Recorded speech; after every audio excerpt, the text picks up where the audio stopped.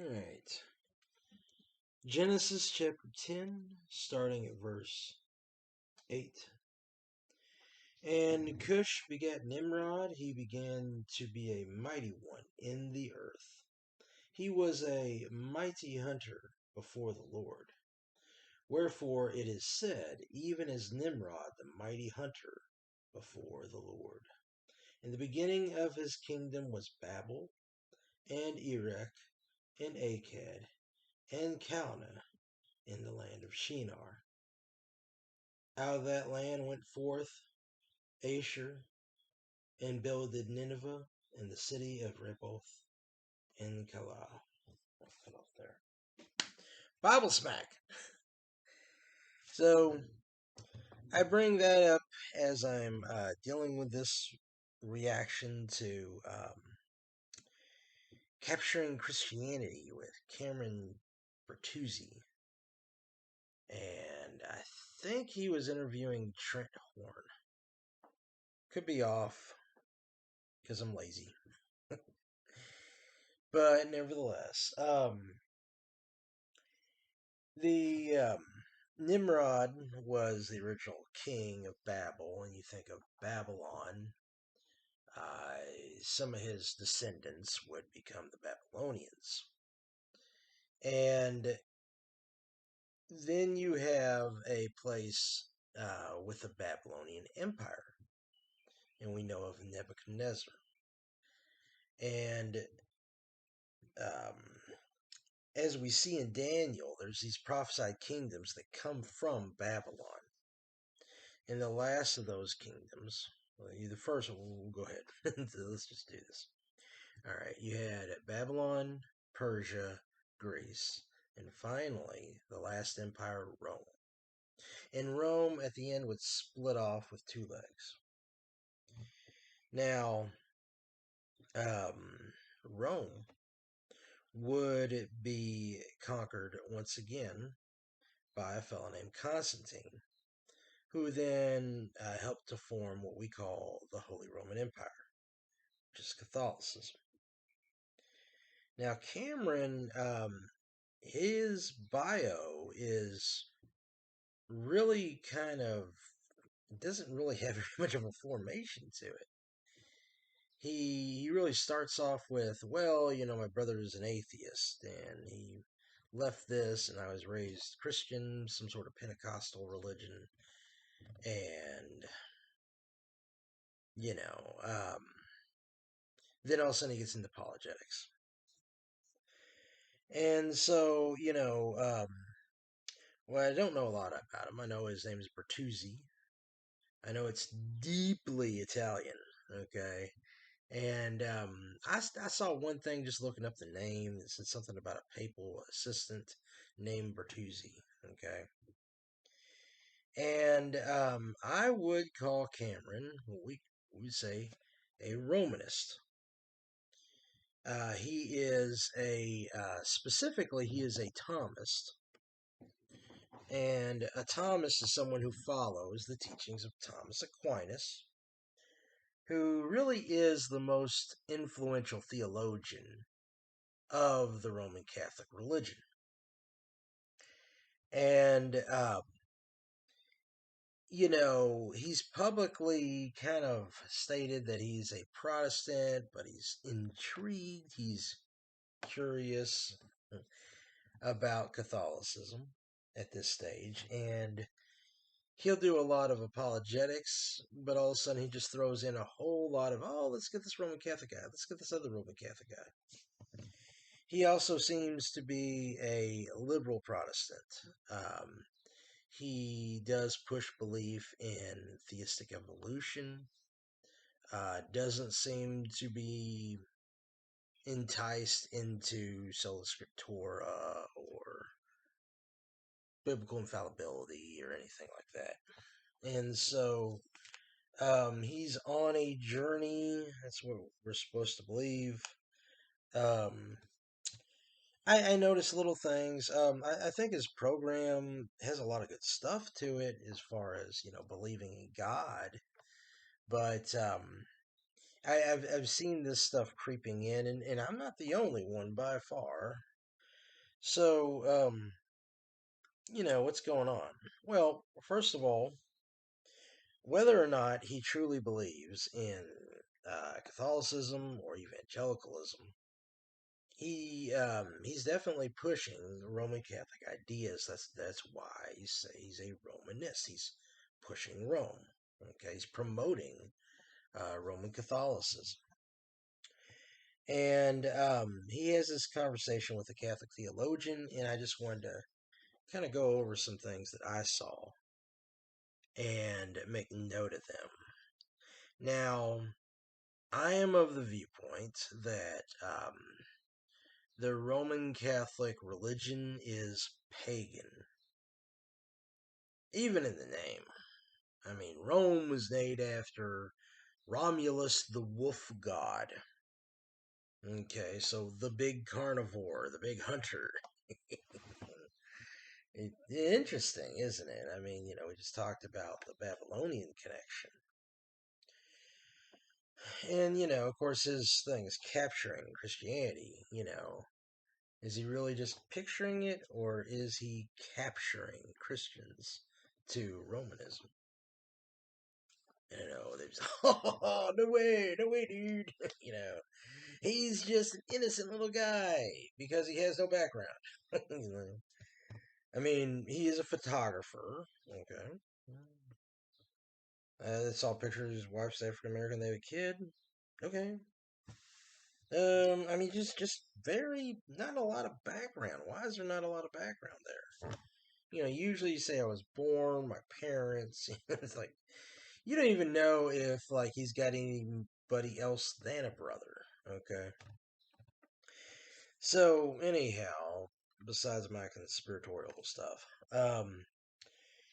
when they have their conversation, there's some tricks that are being employed here, and the biggest one, right off the bat, is this term Protestantism. The Protestants. Okay. Now, when we look at a lot of old names, we're really capturing one snippet of what somebody was doing in a movement at that time. So, like, for instance, the reformers were trying to reform the church. Okay, the radicals were trying to radically reform the church. And when we say the church, they're under this auspice of, like, hey, Roman Catholicism is true. Therefore, they're the ones who are protesting the church. Now, when they say this stuff, it is bigotry. Okay? It's an entirely bigoted framework. Why do I say that? Because there's no such reality as Protestantism. Just to be honest with you, you've got completely different groups, completely different churches. And while there's been efforts to organize thought, the whole idea is assuming that the Catholic Church is the church and everybody else is just protesting it. Okay. Now, the faith that is employed, okay, of what they're throwing the term Protestantism at, the actual faith is, should be identified as evangelicalism. Secondarily, there are also types called Reformed. And then there is a Christianity I call New Testament Christianity, which follows the Radical Reformation. And that, I believe, is the substance that has gone on from the days of the New Testament onward. That the New Testament had churches that were New Testament churches, and that these churches existed as the early church and were splintering off rather quickly. Even before the canon is closed, there are splinter groups. But generally, what the teachings of the Scripture are have been preserved. and the people who uphold that, the pillar, okay, they're holding up the truth, which is Scripture, right? That those people were there, and then we had a period where there were some apostates very early on, and it kind of rolled fester. But eventually, you had the domination of Constantine, who then said about the state church, said about the Catholic religion. He was the first Pontifex Maximus. Okay? So at that point, we have this later entity. It's obvious it's a later entity because a lot of these traditions don't go back to the Bible. Now, these people would get persecuted. The most known, but there's many, but the most known and reputable was the Valdense Church, also called the Valdese, which etymologically is similar to valley, so the people of the valley. And they would hide away in the mountains and keep their faith for many centuries. When you see this, a lot of people make these assumptions based off of Catholic teaching. So they assume that, well, it's like one pastor to another pastor. It's a theology that's passed across to the bishops. Okay, and therefore they have one line of universal theology that's always there and never changes. I don't find that. Everybody has disagreements, honestly. The head of the church in the Bible is Jesus Christ. The head of the church in Roman Catholicism is the Pope. You do not follow Jesus directly, you follow the Pope. And, we'll get into that a little more later. So, when they're trying to figure out Protestantism, they're like, oh, this is a big mess. Why? Because they're individual groups that, of course, they contradict each other because they weren't together to begin with. That's the issue, okay? So, they're going to destroy the notion in people's minds by just lying, okay? Oh, there wasn't, Luther had his movement, Calvin had his movement, right? The Anabaptists had a movement. Zwingli was trying to get a movement, all right? And then you have others within that. Okay, so, what's happening? It's bigotry. You just look at a group and say, I'll call you this, and everybody go to that. Yeah. Well, no, they didn't sign a thing that says, we're the Protestants, and this is what we do. No, they understood themselves as evangelicals, which, from the Greek, goes back to the gospel people. And, that doesn't even go forth enough because you had the Valdenses at those early stages who were Anabaptists. And then you had the Anabaptists who called themselves Anabaptists among the Swiss. But also, then you also had Anabaptists who had a totally different theology. Why?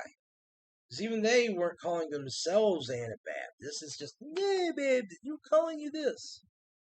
So the whole discussion is perverse from the start, and this is how they get you. Okay? That's how they get you off on this horrible stupidity path. Okay? And it's great when you just act like you're intellectual. Come off so good. But you just start your hustle on a lie. Okay? So Protestantism is not a religion. It's not a church. It is a name to call people. And Trent does this because then he brings up Mormonism. Now, Joseph Smith denied being a Protestant. He said all the churches had fallen apart, they're all corrupt, and God had given him these new prophecies and everything else there. So what do we see? What we see is uh, the example of bigotry. If evangelicals see you as heretical or a cult or whatever, you're still a Protestant because you're not Catholic. You're not in. I mean, like I think the Japanese do the same thing. If you're not Japanese, you're a gay. Okay, that's this is a perverse way of thinking. All right, so back to Thomism. Thomas Aquinas, he's a philosopher. He has a lot of these arguments for God developed, but they're not really his arguments. He really just borrowed a huge amount off the philosophy of Aristotle. I could be wrong, but I do believe that Aristotelian philosophy got pushed, um, maybe reinvented, but it was pushed by Islam. Okay.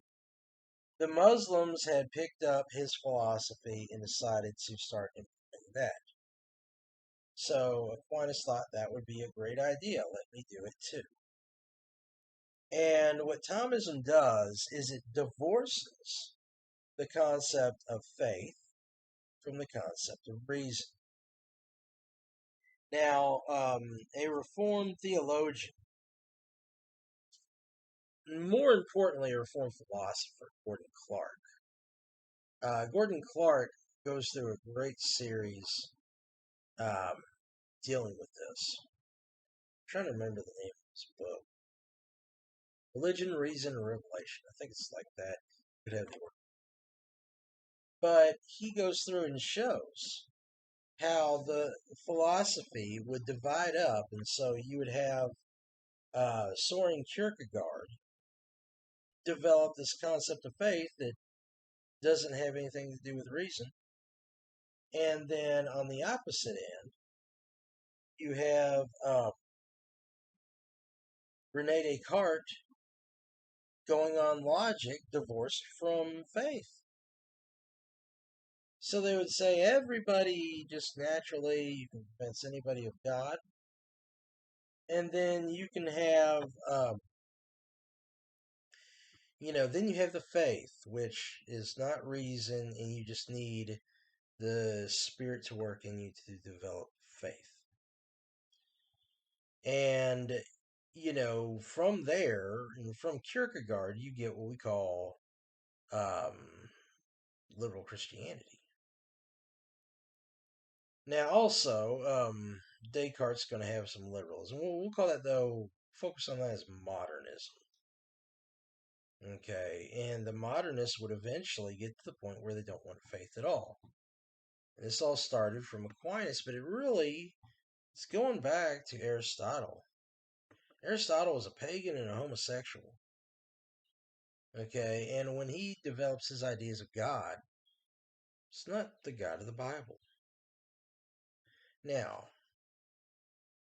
the whole idea of Thomism is that belief in God is reasonable.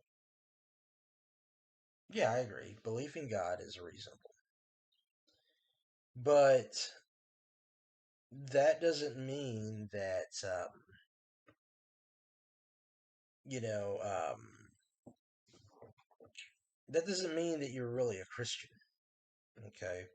You're not achieving Christianity. You're achieving Aristotelianism. Okay? So that is what they typically do. And they try to say, hey, let's all kind of congregate under the Aristotelian theology. And when they're doing that, and when you're hearing stuff like C.S. Lewis and Mere Christianity, who's also just about to become a convert to Catholicism before he dies, what you're seeing is more of the Roman pagan system. I had a video, I think it was like a 50-minute video, where I just went over and over again how every aspect of Roman Catholicism has paganism as its source. The pagan philosophy of Plato and Aristotle, the pagan holidays, pagan practices, pagan rituals, and, a host of different paganized activities. And you see things that just don't match up with the New Testament. And so what they do is they try to destroy the authority of the Bible. The early Catholics would go burning Bibles. I have seen records in Catholic countries around the world still having Bible burning ceremonies, at least as of the 1960s. And so the Bible burners will tell you they're the ones who rule the Bible. But when Bible burning, became passe, then they got involved with textual criticism. And the liberal Protestants were always infected with Catholicism. Bertuzzi is a liberal Protestant, and he's moving to Catholicism. And I don't think he has any interest in his nature for like real biblical belief, in terms of his theology. I gave him an argument for God. He had those 100, he made a video of 100 arguments for God. And that video was after I had given him this, what I call the historical argument for God. Never reacted. Never, like, I sent this to his Facebook. Never reacted, never responded, never was going to dare include that argument, even though probably about half of those arguments for God he was still skeptical about. So he didn't have to believe it to have included that into his program. What was going on was that mine was creationistic. And since it encouraged creationism, he didn't want that. Why? Because if you have creation, then you have authority. If God created the world specially, then God has authority. I don't want any authority outside of what? Outside of the magisterium. We need a magisterium to rule all this stuff. No, we don't. They want a magisterium so they can have a tyranny. Okay? And that is an idea that is coming back. Okay? There are some people pushing theocracies and all that stuff, and so that will make a comeback. A lot sooner than people think. Alright, we did that. Alright. So when you look at the Roman Catholic history, you see that their authority really is based in fascism. And yes, fascism literally was invented in Italy, right? But I think about the of course everybody talks about the Donatist controversy.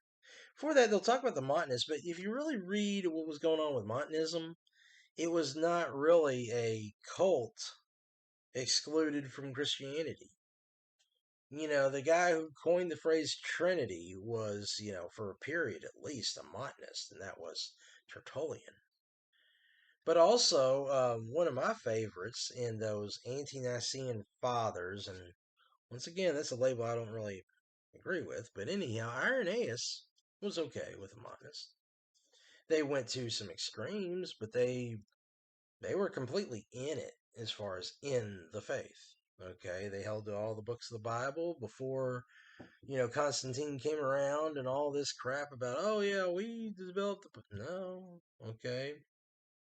All right, if you say that these guys are, this or that, well, guess what? Those guys had the canon before you did. Okay, so you didn't need your stupid magisterium. You just need that because you want a one world government with a one world religion. And that was in Revelation. And, one of the earlier thinkers who really inspired the apologists was Origen. And guess what book he didn't want in the Bible? Yeah, okay, several others he didn't want. He didn't want it in Revelation. Okay. When you see the early church is dominated by premillennialists until Constantine. And then once they have a theocracy, well, then let's be post mill, all mill, or whatever. Because we don't want an antichrist promoted since the Pope was the one world ruler. Okay. And there is some problems with the papacy. I think about the Novatians. The Novatians said, hold on, that's not the real Bishop of Rome. This guy, he's the real Bishop of Rome. What? That don't work. Well, they resolved it, and they resolved it by beating the crap out of them. You're heretics, we're going to beat you, knock your teeth out, slug you down. Ha ha! Huh. I'm intellectual because I whooped that. you know. Yeah, and that it goes back to the fascism. Why is your tradition the one true? Because we kick the crap out of people. Who would Jesus whoop? like, so yeah, there were alternative traditions, and there's always been alternative traditions, but they just want you to think that because they were, politically victorious, that therefore God is on their side. And that's what it amounts to. They took over the Roman Empire and all this kind of stuff. Now, but I mean, they can do it very sophisticated. Okay, they do it in very sophisticated ways. Because after all, Nimrod was a mighty hunter. He knew how to find his prey. He knew how to capture Christianity. So then, point 3, the scholarly subjectivity. Now, Trent Horn goes on to, really focus on this. Like, well, you'll pull these scholars out and I'll pull those scholars out. We're just not being objective. We need to be objective about this. Well, how can you have objectivity? You could have had objectivity if you used the Bible. Okay? You said that you got a better authority. What's your authority? Okay? Their authority is in these saints, preachers, scholars, 3 or 4 hats for the same guy. Okay. So if you don't like how I interpret a saint and how the Muslim interprets a saint or how the atheist interprets a saint, guess what? You need a higher authority than man instead of man being a higher authority than the Bible. All right. So they really shoot themselves in the foot. You might not notice that, but you'll think about it again. Look back at it, and then I'll think about it. All right. Scholarly subjectivity. Not so universal. Once again, who's going to sit there and say, "Oh, well, I've got the one. I've got the one." Okay. They say, "Well, don't worry. Okay, you got all your traditions, but we've got a pope. We don't need the Bible. We don't need to base things on the Bible, do we?" Well, you kind of do. Okay, because otherwise you get whooped by the Jew. How could Jesus be the Jewish Messiah? You can only prove that with Scripture. If you don't prove that with Scripture, you've got nothing. You're just some pagan who's anti-Semitic. That's it. Yay, Hitler, right?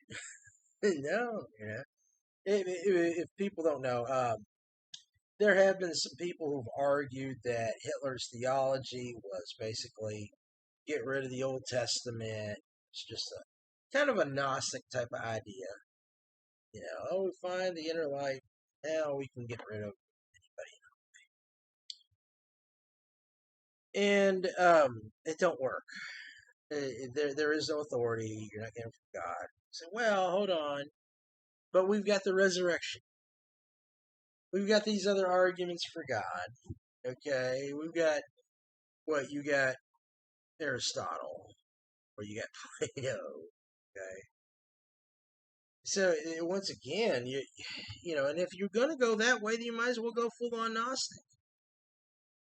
All right, so you're gonna be stuck without the authority of the New Testament, which has to be based on the authority of the Old Testament. All right. Yes, Jesus rose from the dead, and that's great. But who cares if we don't know what Jesus said because we don't have the scriptures? This is where it gets all messed up.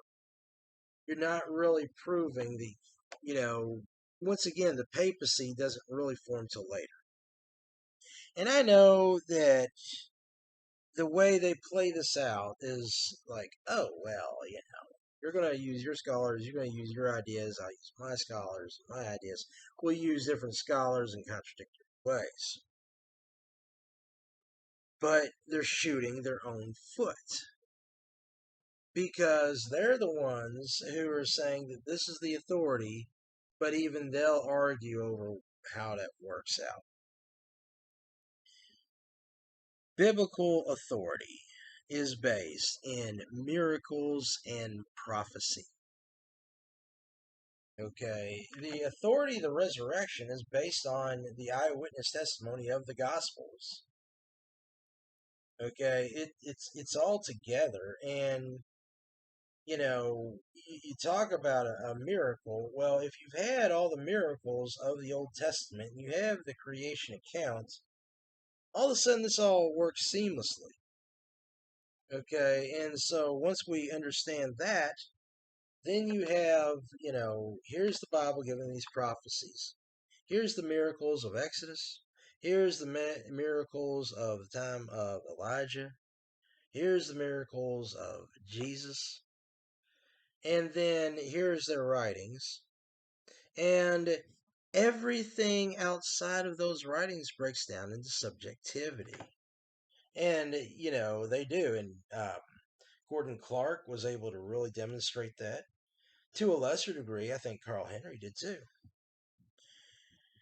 So, and I'm not saying they're authority. I'm just saying they do the math. Okay, they just put it out there line by line and show where all these break down, and everybody admits that they break down. But if they're broken down, they don't have authority.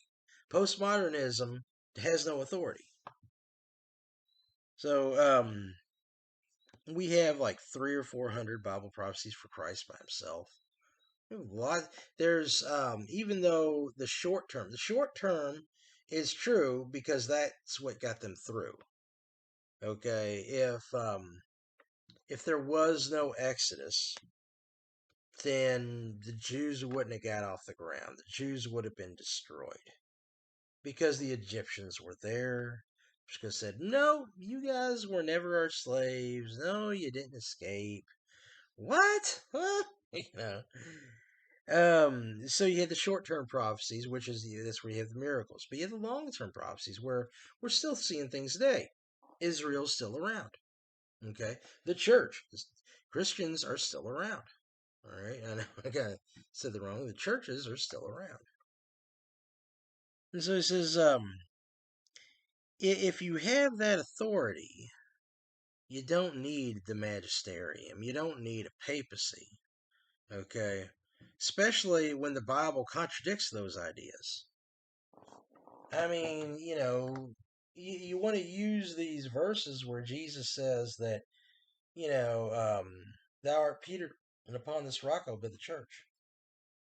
In John chapter 1, you can see this in the King James specifically. Peter is translated as a stone, not the rock, a stone. The rock is this foundation of a building. And in that passage, it's talking about the faith that Peter had that Jesus was the Christ, the Son of the living God. However, within 2 or 3 verses, Peter goes off in the wrong direction, and Jesus calls him Satan. So, that doesn't seem authoritative. James becomes the head of the Jerusalem church. Paul is the apostle of the Gentiles.